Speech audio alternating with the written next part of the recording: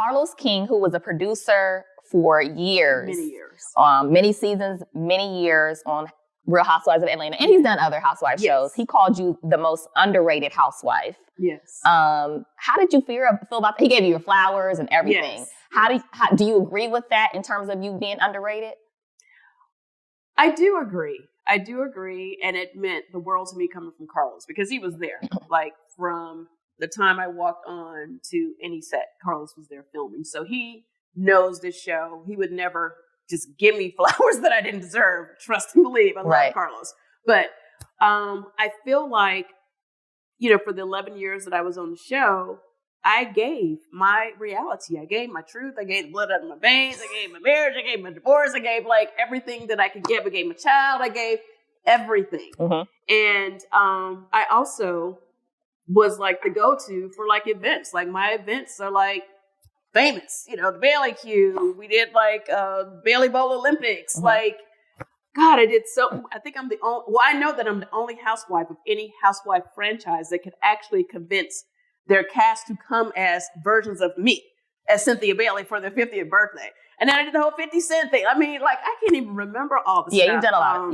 You've had lots of moments, lots of events. Yeah. He kind of broke it down. If you guys listen or watch the episode or listen to the episode of you guys talking about it, he was even saying I need all my shows to have a Cynthia Bailey. He did. Which I thought was, and when he broke it down, it was very sweet. It was very kind, but it was very honest and real. He explained the different personalities and the different dynamics that you need. And then you need someone that everyone kind of gets along with. It's kind of one of the neutral people. Voice of reason on the show. Yeah. Yeah. Well, and it's funny too, because even with the fans, when I meet guys and girls are oh, I'm the Cynthia in the group. Be 5 of them. It's 6 of us. It's I'm the Cynthia. Uh-huh. This is the Nene. This is the Kenya. But it really is. People really, when they watch the show, although it is an ensemble cast, they have to find the one person that they relate to, that they identify with. And, I'm pretty down to earth. I'm just me. Again, I've always shown up as myself. I'm pretty, authentic in who I am as a person. And I think, and also I'm a nice person too. I think me being kind and, having this crazy work ethic and just being a team player, I think that was my superpower on the show. Bravo never called me any season hey, you're really boring. You're not really doing enough. We're really thinking about firing you this week. I never got those calls. Oh, I know a scene that I wish never happened. What? The scene where I kicked Portia when we got into it on the boat. Yes. I felt so bad about that. Oh my God, I still feel bad about it. Even talking about it. We were and of course I was going through some stuff. Right. Her and I were going through stuff. And we were drinking like crazy. And I needed a drink because I was going through stuff outside of the cameras. Right.